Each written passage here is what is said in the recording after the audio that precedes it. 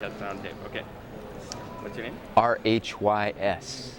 And the last name? Roth, R-O-T-H. And are you with a particular group? It's called the Atmosphere Alliance. Okay, so we understand that you've been doing some research on corporate involvement in this whole issue of climate change. Can you talk a little bit about that?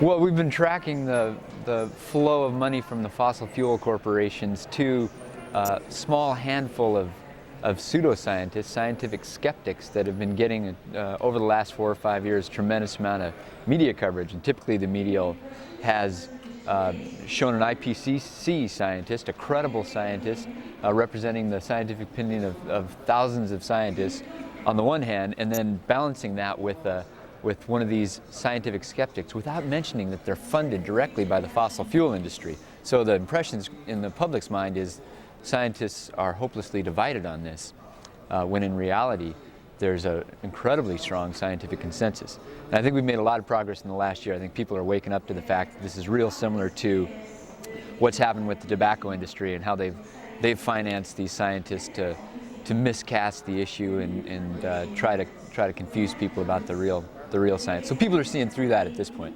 So do you have a sense of how much money has actually been funneled from industry to these so-called, or these scientists?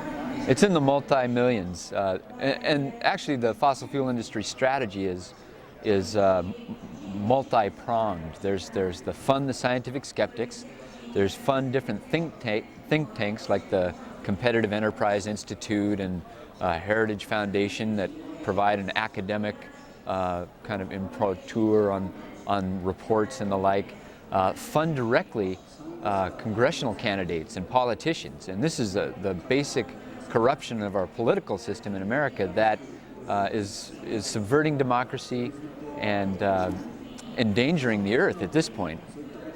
Now, there was a copy of an article, a New York Times article that was being circulated showing that the American people actually are concerned about climate change and want to see action.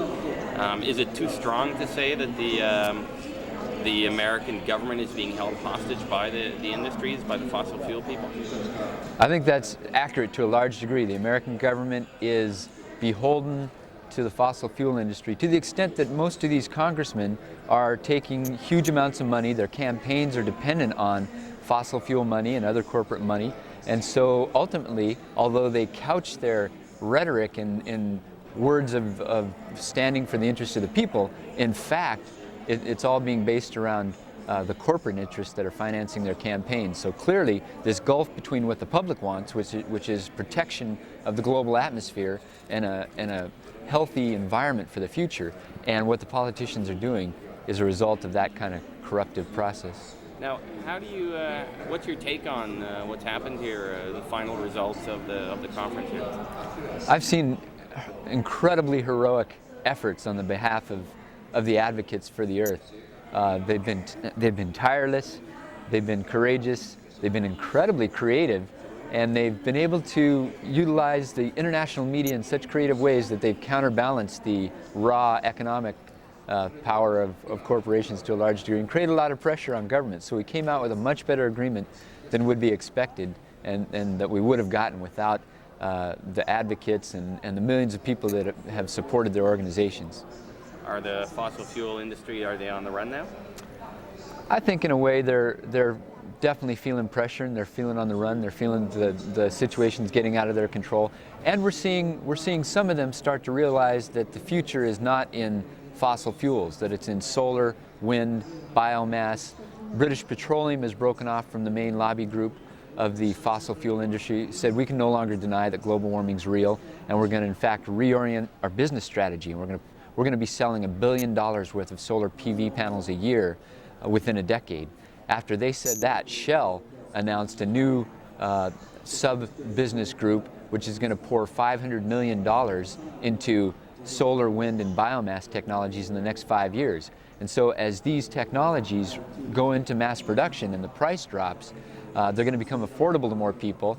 That will allow the mass production to go up another scale, the price to drop again, and we can see a revolution in the energy system in a short time. And that's what we need to be pushing, because we need to move out of the fossil fuel system very rapidly to ensure that we don't kick this atmospheric system into a very dangerous mode.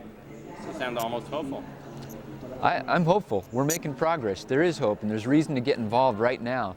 And the citizens can, I think, utilize this split in the fossil fuel industry to advance the interests of the planet and future generations if we're creative and if we go at it with some passion. Anything else you want to add? Okay. Thanks, Rhys. That was very good. Okay. Really good. Thanks. It's interesting the different